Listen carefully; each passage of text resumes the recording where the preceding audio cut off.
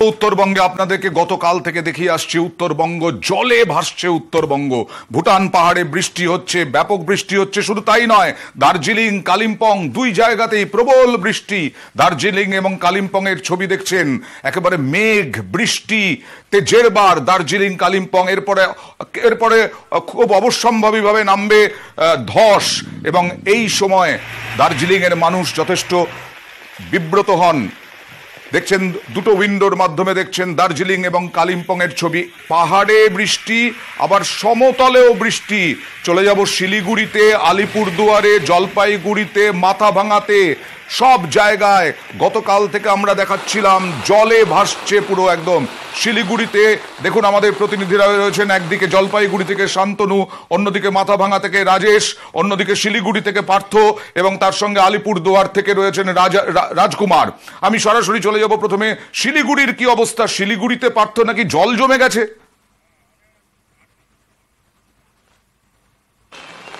একেবারে তাই। দেখো, সকাল থেকে টানা বৃষ্টির জেরে কিন্তু শিলিগুড়ির বেশ কয়েকটি নিচু ওয়ার্ড তা কিন্তু জলমগ্ন হয়ে পড়ছে, একদম জলে ভাসছে। শিলিগুড়ি 31, 32, 35 নম্বর ওয়ার্ড, পাশাপাশি শহর লাগোয়া পূর্ব চয়নপাড়া, নরেশ মোড়, এসব এলাকাতেও কিন্তু জল থই থই। এর আগের বছরেও কিন্তু আমরা প্রশ্ন তুলেছিলাম পুরসভার কাছে নিকাশি ব্যবস্থা নিয়ে, এবং বিরোধীদেরও একটা প্রশ্ন ছিল। এবার কি বলছে পুরসভা?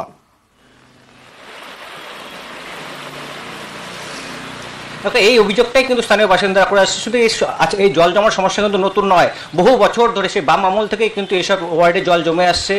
বোর্ড বদলাচ্ছে, চেয়ার বদলাচ্ছে, কিন্তু হাল কিন্তু ফিরছে না।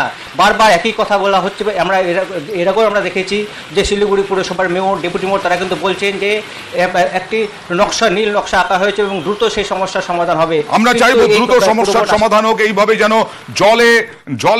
জল ভোগান্তিতে না ভোগেন শিলিগুড়ির মানুষ। আরো একটা শহরে চলে যাব, জলপাইগুড়িতে। শান্তনু, জলপাইগুড়িতে গতকালও আমরা দেখেছি, এর আগের দিনও দেখেছি যে কিভাবে জল জমে আছে।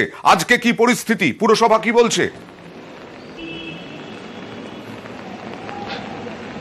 দেখো, গত 24 ঘন্টায় কিন্তু জলপাইগুড়িতে রেকর্ড পরিমাণ বৃষ্টি হয়েছে, 132 মিলিমিটার বৃষ্টি, যা এই বর্ষাকালে কিন্তু সর্বোচ্চ রেকর্ড, যেটা বলছে আবহাওয়া এবং সেচ দপ্তর। পাশাপাশি হ্যাঁ শান্তনু, তোমার কথা শোনা যাচ্ছে না, বুঝতেই পারছি কি অবস্থা। টানা বৃষ্টি চলছে, রেকর্ড পরিমাণ বৃষ্টি হচ্ছে। তাতে যতটা সম্ভব পুরসভা চেষ্টা করবে নিশ্চয়ই এই জল যন্ত্রণার হাত থেকে রক্ষা করার। আলিপুরদুয়ারে চলে যাব রাজকুমারের কাছে। আলিপুরদুয়ারে রাজকুমারের কাছে যাব, এখানেও অনর্গল বৃষ্টি হচ্ছে দেখতে পাচ্ছি। গতকালও তুমি বৃষ্টিতে ভিজে ভিজে লাইভ দিয়েছো, কি অবস্থা এখন?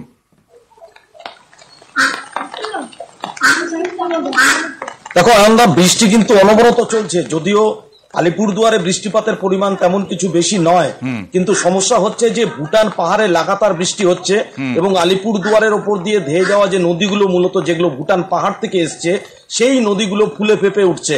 এবং সেই নদীগুলো ফুলে ফেঁপে ওঠায় কিন্তু বিভিন্ন জেলার বিভিন্ন জায়গায় কিন্তু গতকালকেই আমরা দেখিয়েছিলাম বন্যা পরিস্থিতি তৈরি হয়েছে। সেই পরিস্থিতির আজকে খুব একটা অবনতি না হলেও কিন্তু উন্নতি হয়নি। বিভিন্ন এলাকায় এখনো জলমগ্ন, এবং সব থেকে বড় ব্যাপার, বিভিন্ন জলমগ্ন এলাকার মানুষজন কিন্তু বিভিন্ন বাঁধে আশ্রয় নিয়েছে, যেটা একটা বাড়তি উদ্বেগ তৈরি করেছে সেচ দপ্তরের কাছে। কারণ বাঁধের ওপর খুঁটি গেড়ে তারা আশ্রয় নিলে বাঁধ ক্ষতিগ্রস্ত হয়, ফলে সেটাও একটা নতুনভাবে একটা উদ্বেগ সেচ দপ্তরের। এছাড়া বন্যা পরিস্থিতির কিন্তু সেভাবে কোনো উন্নতি হয়নি, লাগাতার বর্ষণ চলছে, জনজীবন সম্পূর্ণভাবে বিধ্বস্ত।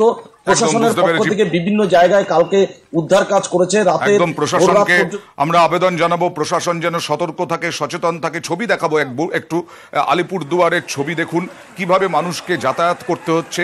জল জমে আছে সর্বত্র, বাড়িতেও জল ঢুকে গেছে, যে অবস্থা। জলবন্দী কোচবিহার থেকে ডুয়ার্স, একেবারে সাংঘাতিক অবস্থা দেখতে পাচ্ছেন। আমরা প্রশাসনের কাছে অনুরোধ জানাবো, মানুষকে যাতে উদ্ধার করা যায়, মানুষকে যাতে অন্তত এই জল যন্ত্রণা থেকে মুক্তি দেওয়া যায়। দেখছেন মাথাভাঙার ছবি, ধূপগুড়ির ছবি, আলিপুরদুয়ারের ছবি, জলপাইগুড়ির ছবি। এবার মাথাভাঙায় চলে যাব সরাসরি রাজেশের কাছে। রাজেশ, গতকাল থেকে এই মাথাভাঙায় আমরা দেখছি যে প্রবল বৃষ্টি হচ্ছে, আজকেও বৃষ্টি হচ্ছে, যদিও বৃষ্টির পরিমাণ কম মনে হচ্ছে, তাতেও মাথাভাঙার কি পরিস্থিতি?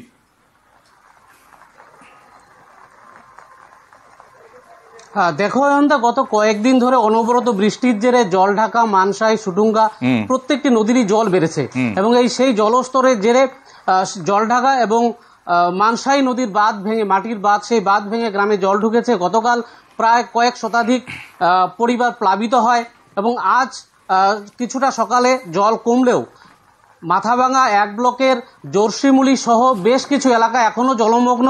আমরা যেটা জানতে পেরেছি, প্রায় 80 থেকে 90টি পরিবার এখনো জলমগ্ন অবস্থায় রয়েছে। তারা বাড়ি ছেড়ে কেউ কেউ অন্যত্র আশ্রয় নিয়েছে, আবার কেউ বাড়ির দিকে ফিরছে। তবে গবাদি পশু থেকে শুরু করে ছোট ছোট শিশুদের নিয়ে সাধারণ মানুষ কিন্তু নাজেহাল অবস্থা। একদম সত্যি তাই, খুবই নাজেহাল অবস্থা। এই নাজেহাল অবস্থা কবে মিটবে? কারণ আরো বৃষ্টি হবে বলা হচ্ছে আবহাওয়া দফতরের পক্ষ থেকে। জলপাইগুড়ি, আলিপুরদুয়ার থেকে আরম্ভ করে বিভিন্ন জায়গায় মানুষ বিপর্যস্ত, কিন্তু